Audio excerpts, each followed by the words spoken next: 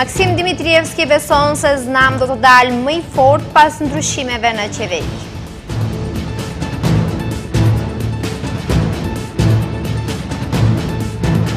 Ministri i Brendshëm deklaroi se pas vendosjes së sistemi qyteti i sigurt uljen aksidentet e trafikut për 40%.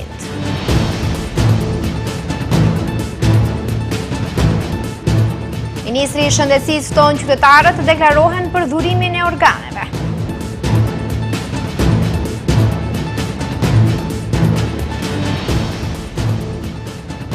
Pas protestave të vazhdueshme, Ministri i Brendshëm në Shqipëri thekson se persona tjerë mund të shpallen non grata.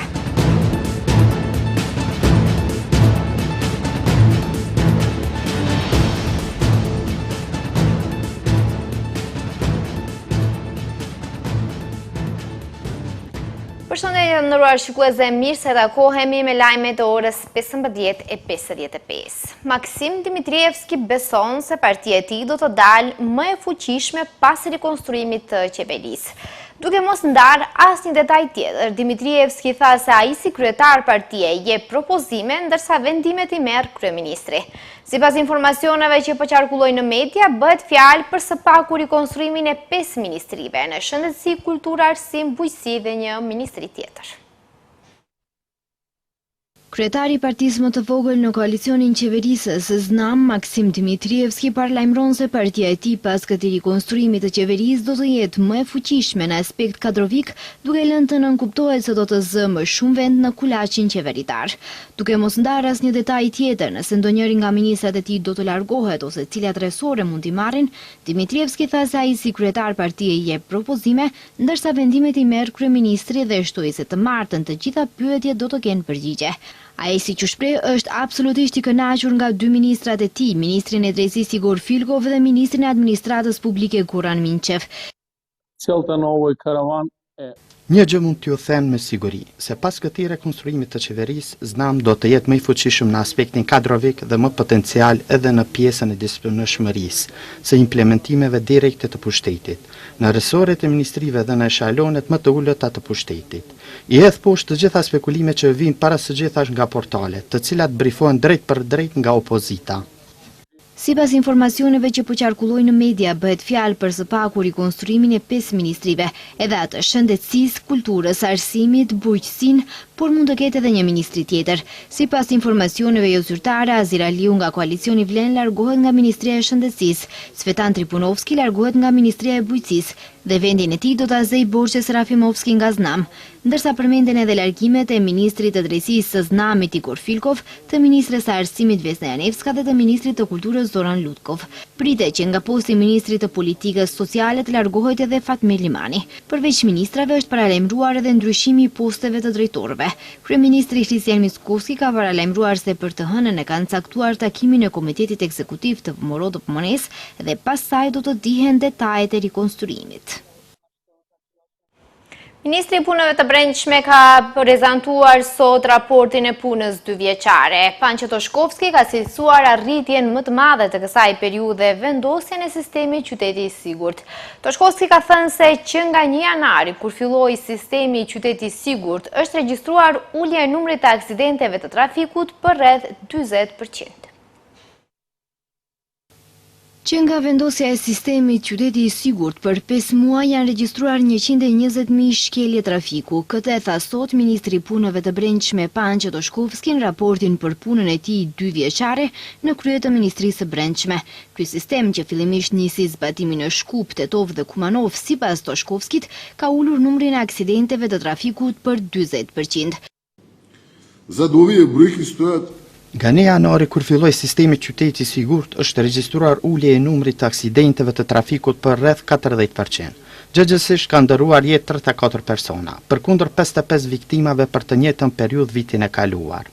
Deri në 22 qershor 2026, përmes kamerave janë regjistruar 120.000 shkelje të trafikut, nga të cilat 95% janë për tejkalim të shpejtësisë së lejuar.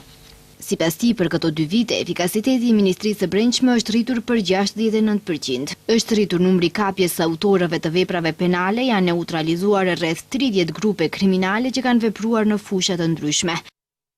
Основено значено е што заплените на кухни... Në fushën e korrupsionit, numri I grupeve të organizuara kriminale me veprimtari korruptive që janë neutralizuar është rritur për 50%. Janë neutralizuar 6 grupe të tilla, ku janë ngritur kallëzime penale për 146 persona fizik dhe 18 subjekte juridike. Janë zbuluar rreth 500 vepra penale, kurse numri I autorëve të raportuar tej kalon 1.000, që paraqet rritje të konsiderueshme në krahasim me periudhën e kaluar.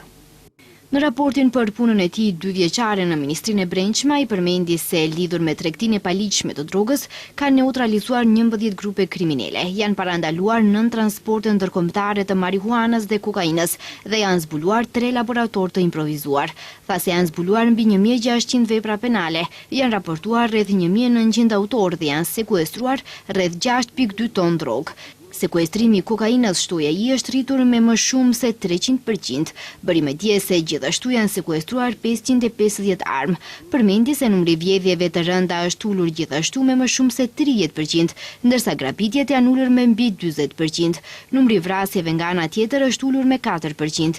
Gjatë kësaj periudhe 2 vjeçare kundër Toshkovskit janë ngritur 3 interpelanca nga opozita dhe që të gjitha kanë kaluar pa sukses. 2 vjetorin e ministrit Panqe Toshkovski, LSDM e përshkruan si kolapsi I sistemit të sigurisë, partizim dhe mbrojtje të kriminalëve. Në reagimin e tyre pas raportit të Toshkovskit për punën 2 vjeçare në Ministrinë e Brendshme, nga LSDM thanë se Toshkovski premtonte drejtësi, thoshte edhe vëllai im të jetë do të përgjigjet. Por sot, siç thon, askush nuk është përgjigjur. Ndërsa shtojnë se krimi dhe korrupsioni këto kohë ka ulëzuar. Nuk ka përgjegjësi për asnjë tender kriminal. Nuk ka përgjegjësi për asgjë për 5 tonë drogë që kaluan përmes kufirit të Maqedonisë, ndërsa kanë kaluar 6 muaj, theksojnë nga LSDM. Për punën 2 vjeçare ka folur sot edhe Ministri I Transformimit Digital Stefan Andonovski. Ai deklaroi se trashëgua një gjendje të rëndë, kushte nën standard për punë, procese të organizuara, padi, sisteme jo funksionale, projekte të bllokuara. Andonovski theksoi se gjatë 2 viteve të fundit ministria ka dëshmuar se transformimi digital nuk është një koncept abstrakt, por një ndryshim konkret në jetën e përditshme të qytetarëve. Ministri I Transformimit Digital Stefan Andonovski prezantoi raportin për aktivitetet, projektet dhe reformat e realizuara nga ministria gjatë 2 viteve të fundit. Andonovski theksoi se ky raport nuk është vetëm një paraqitje e shifrave, sistemeve dhe ligjeve, por një tregues nëse shteti po bëhet më I qasshëm, më efikas dhe më I drejtë për qytetarët. Според Maturity Index. Kur e morëm detyrën, trashëguam një gjendje të rëndë, kushte në standard për punë, proces të organizuar, padi, sisteme ju funksionale, projekte të bllokuara, borxh ndaj programit Evropa Digitale, aplikacione të bllokuara dhe ngjecje në digitalizimin e shërbimeve. Por në vend të arsyetimeve ne zgjodhëm të punojmë.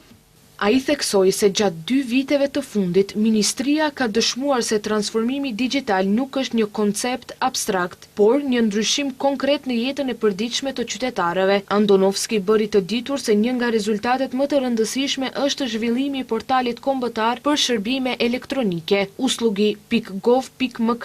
Sipas tij, numri I shërbimeve elektronike në portal është rritur nga 120 në vitin 2024 në 352 në vitin 2026. Numri mujor I shërbimeve të ofruara është rritur nga 1354 në 13445, ndërsa numri I përgjithshëm I kërkesave të paraqitura është rritur nga 64000 në mbi 340.000. Në raportin e tij, ministri gjithashtu ka prezantuar 11 prioritetet kryesore mbi të cilat është udhëhequr transformimi digital gjatë 2 viteve të fundit. Për ne, transformimi digital nënkupton një shtet që është I qasshëm nga çdo pajisje, shërbime që kryen pas portale të panevojshme, institucione që shkëmbejnë të dhëna mes vete në vend që qytetarët të bartin dokumente, si dhe një sistem që mbron të dhënat dhe besimin e qytetarëve.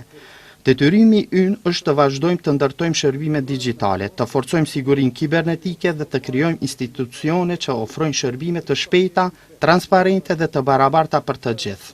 Ministri Andonovski theksoi se Maqedonia e Veriut nuk do të jetë një shtet që vetëm pret, por një shtet që ofron rezultate konkrete për qytetarët, kompanitë dhe institucionet.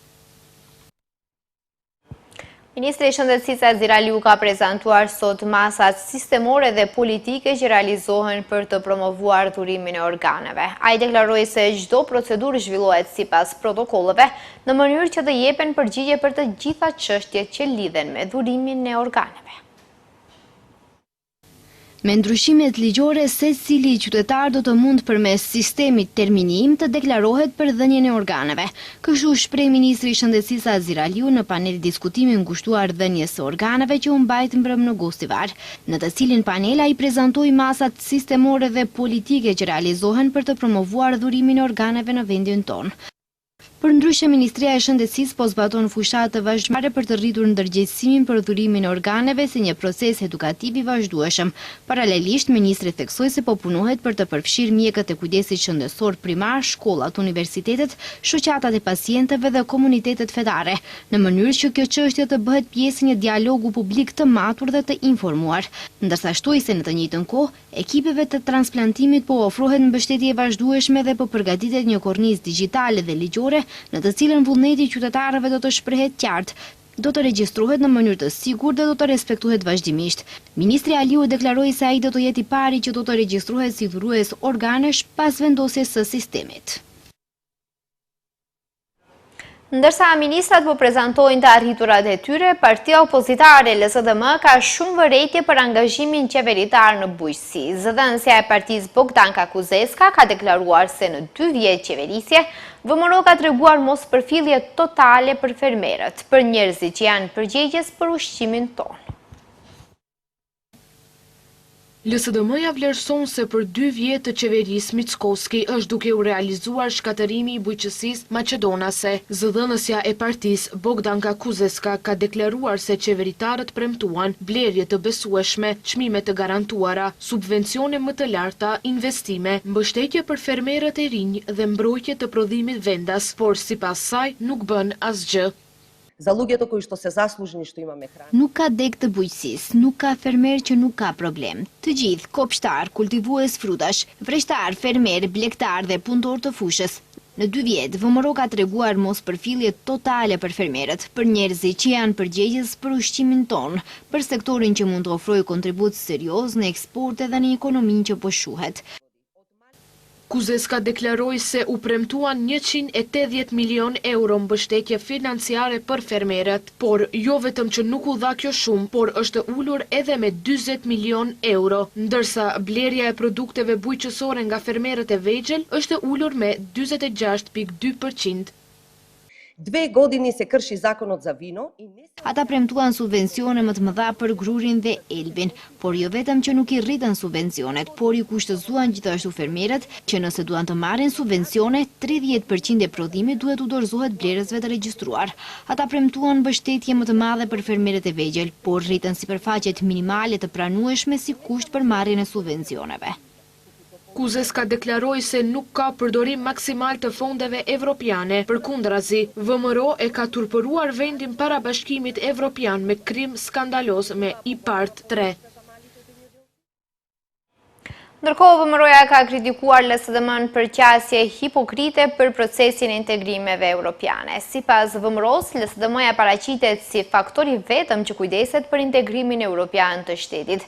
Megjithatë, kur vjen momenti që ligjet të hidhen në votim në kuvend, deputetët e LSDM-s nuk votojnë. Për muaj me radh, LSDM-ja kërkon vazhdimisht miratimin e ligjeve nga agenda reformuese, flet për rrugë evropiane dhe përpiqet të paraqitet si faktori vetëm që kujdeset për integrimin evropian të shtetit. Kështu ka deklaruar deputetja e VMRO DPMN-s Ivanka Vasilevska, e cila theksoi se megjithatë kur vjen momenti që këto ligje të hidhen në votim në kuvend, deputetët e LSDM-s nuk votojnë dhe zgjedhin kalkulimet politike. Кои се дел од реформската агенда. U plotësua propozim ligji për shërbimin gjyqësor me 61 vota pro dhe 12 kundër. U plotësua propozim ligji për shërbimin e prokurorisë publike me 62 vota pro dhe 13 kundër. U miratua propozim ligji për udhëheqësit e lartë me 62 vota pro, ndërsa deputetët e LSDM-s nuk votuan. U plotësua edhe propozim ligji për përdorimin e energjisë nga burimet e rinovueshme me 62 vota pro, ndërsa LSDM-s sërish nuk dha mbështetje. Propozim ligji për armët miratua me 70 vota pro, ndërsa LSDM nuk votoi. Vasilevska tha se kjo tregon qartë se kur bëhet fjalë për reforma konkrete, LSDM nuk ka qëllim të kontriboj. Siç tha ajo, është e lehtë të flitet për Evropën në konferenca për shtyp, por shumë më e rëndësishme është mënyra se si veprohet kur duhet të votohet në kuvend. Predlog zakonot za oružje беше usvojen со Kështu ishte edhe me grupin e punës për kodin zgjedhor, ku përfaqësuesit e LSDM-s nuk morën pjesë dhe nuk zgjodhen ta bojkotojnë grupin e punës, edhe pse ai ka për detyrë të zbatojë rekomandimet e OSBE-Odihrit dhe t'i harmonizojë ato me standardet që kërkohen nga institucionet evropiane. Bashkimi Evropian e ndjek me kujdes procesin reformues dhe i përshëndet hapat që ndërmerr qeveria, deklaroi ajo. Sipas Vasilevskës, për LSDM-n as vlerësimet e institucioneve evropiane dhe as rezultatet konkrete nuk janë të mjaftueshme për të treguar përgjegjësi.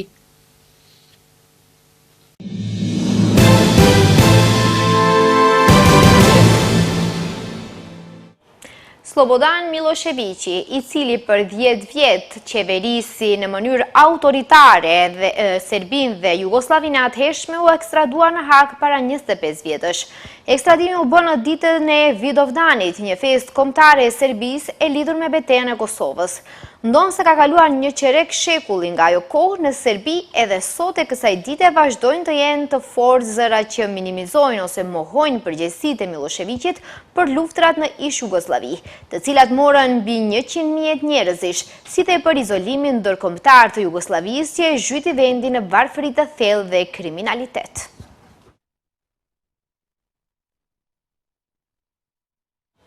Ministri i Brendshëm i Shqipërisë Besfort Lamallari ka paralajmëruar se mund të ketë persona të tjerë që mund të shpallen non grata nga qeveria shqiptare për shkak se mund të kërcënojnë sigurinë kombëtare të vendit.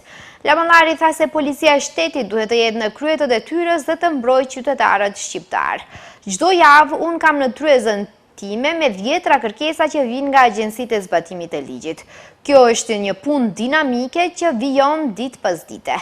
Dhe nëse qëllon që këta persona të jenë qoftë të përfshirë në krim të organizuar, në krime të rënda, në mashtrime, në shantazhe që u bëhen qytetarëve shqiptar, deklaroi Lamallarit.